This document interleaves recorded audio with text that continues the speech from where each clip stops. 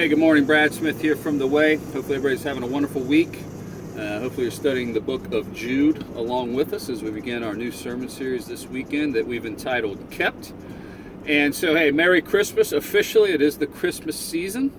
And I know some people have different thoughts about Christmas. But personally, I love Christmas. I do. I absolutely love this time of the year. And it's based upon traditions and rituals. And I'm a sentimental dude. I love the sentimentality of Christmas.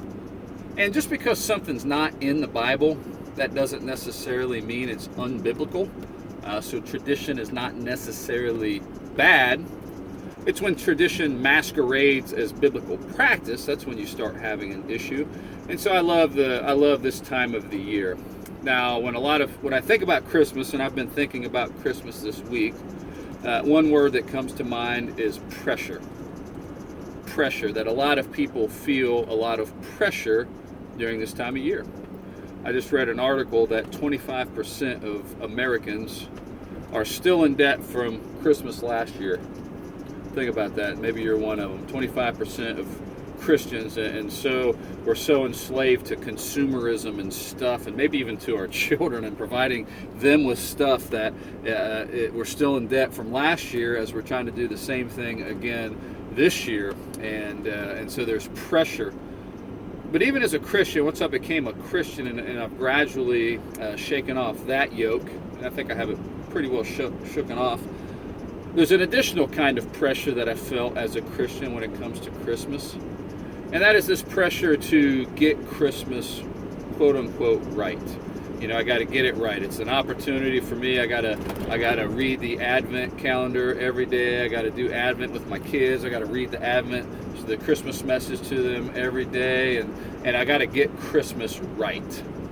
And a couple years ago, early in our Christian walk, as an effort to get Christmas right, we began to say, hey, we need to serve. We need to find places to volunteer as our family, with our family, to serve around Christmas time.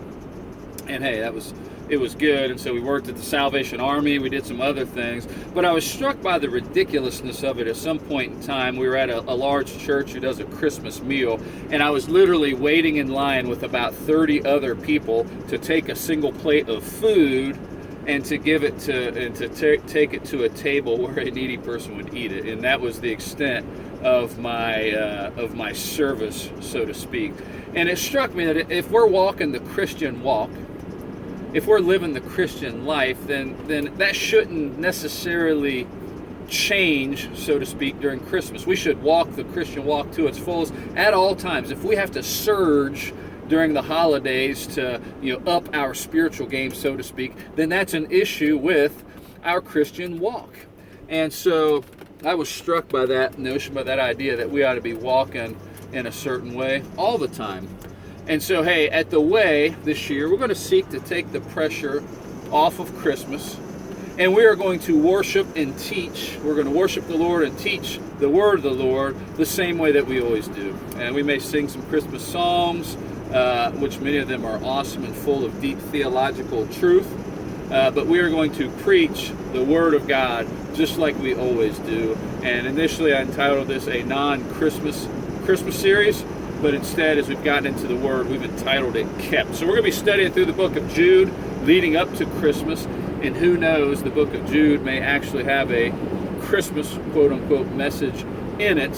And so, hey, I encourage you to read and study along with us as we are in literally Jude verse 1 this week. We're going to be in verse 1 as we talk about what we are being kept from. And we're going to spend some more time in the middle verses of the book of Jude. So hey, if you're in Clarksville this weekend, come see us at The Way as we start our new series, Kept.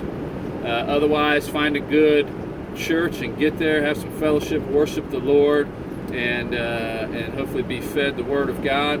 And if you're a man, do your duty and lead your family to church this weekend. So hey, have a great weekend. God bless.